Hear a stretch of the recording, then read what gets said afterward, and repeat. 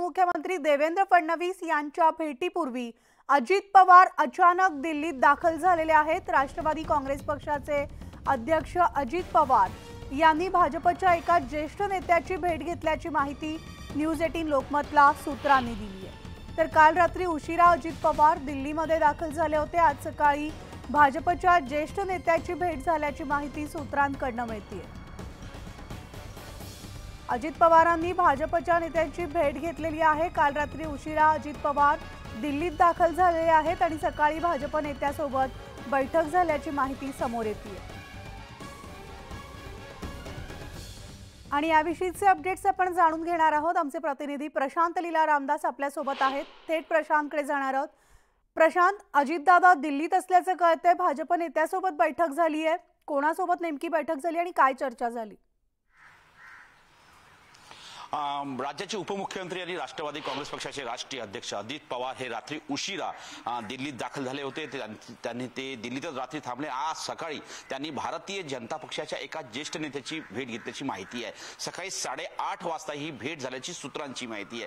भारतीय जनता पक्षाचे दोनच मोठे ज्येष्ठ नेते आहे, एकतर अमित शहा आणि दुसरे आहे भाजप अध्यक्ष JP नड्डा। या दोघाही नेत्यांची त्याची भेट झाली का हे अजूनही कोणी सूत्रांनी स्पष्ट केलं नाही आहे, पण त्यांनी हेच सांगितलेलं आहे की भारतीय जनता पक्षाच्या ज्येष्ठ नेत्याची त्यांनी भेट घेतली आहे। होऊ शकतं जी चर्चा आहे दिल्लीच्या राजकीय वर्तुळामध्ये की अमित शहा यांची त्यांनी भेट घेतली असेल। महत्त्वाचं म्हणजे जर जे माहिती मिळते साधारणतः ज्या पद्धतीची वातावरण महाराष्ट्रामध्ये आहे आणि देवेंद्र फडणवीस देखील दिल्लीत येण्याची शक्यता व्यक्त केली जाते। येत्या 26 तारखेला मुख्यमंत्री एकनाथ शिंदे देखील दिल्लीत येणार आहेत। त्यापूर्वी अजित पवार दिल्लीत येऊन भेट घेऊन गेले आहे। यावेळी त्यांच्यासोबत प्रफुल्ल पटेल देखील होते अशी देखील माहिती पुढे आली आहे। त्यामुळे आज जेव्हा आम्ही प्रफुल्ल पटेलांची भेट घेऊ तेव्हा त्यांना विचारू की ही भेट कशा मुद्द्यावर झाली। पण हे अत्यंत महत्त्वाचं आहे की राज्यातील राजकीय वातावरणात मध्ये जो धावपळ निर्माण झाली आहे, मंत्रिमंडळ विस्ताराची चर्चा आहे, महामंडळांच्या नियुक्त्यांची चर्चा आहे। सोबतच जर बघितलं आपण तर ज्या पद्धतीनं अर्थसंकल्पामध्ये वरून नाराजी आहे, त्या नाराजीच्या सगळ्या मुद्द्यांवरती अजित पवारांनी आपली बाजू मांडली का, अजित पवारांनी माहिती दिली का, या भेटीमध्ये काय राजकीय चर्चा झाली हे लवकरच खुलासा होईल। पण महत्त्वाचं म्हणजे अजित पवार यांनी एका भाजपच्या ज्येष्ठ नेत्याची भेट घेतल्याची सूत्रांची माहिती आहे म्हणाली। निश्चितच प्रशांत, तुम्ही असेच सोबत राहा, कारण आणखी एक मोठी बातमी समोर येते। तर बातमी आहे राजधानी दिल्लीत पार पडलेल्या बैठकीनंतर महाविकास आघाडीमध्ये समन्वय समितीची स्थापना करण्यात आली आहे। विधानसभा निवडणुकीच्या पार्श्वभूमीवर महाविकास आघाडी समन्वय समितीची स्थापना करणार आहे आणि समितीमध्ये प्रत्येक पक्षाच्या वतीने 2 सदस्य असणार आहेत। काँग्रेसकडून प्रदेशाध्यक्ष नाना पटोले आणि बाळासाहेब थोरात यांचा समावेश आहे। तर महाविकास आघाडीमध्ये आता समन्वय समितीची स्थापना करण्यात आलेली असून विधानसभा निवडणुकीच्या पार्श्वभूमीवर महाविकास आघाडी समन्वय समितीची स्थापना करणार येत असल्याची माहिती मिळते। आपण थेट पुन्हा एकदा जाऊयात। आमचे प्रतिनिधी प्रशांत लीला रामदास आपल्या सोबत आहेत। प्रशांत, महाविकास आघाडीकडून आता विधानसभा निवडणुकीच्या पार्श्वभूमीवर अनेक महत्त्वाची पावलं उचलली जात आहेत।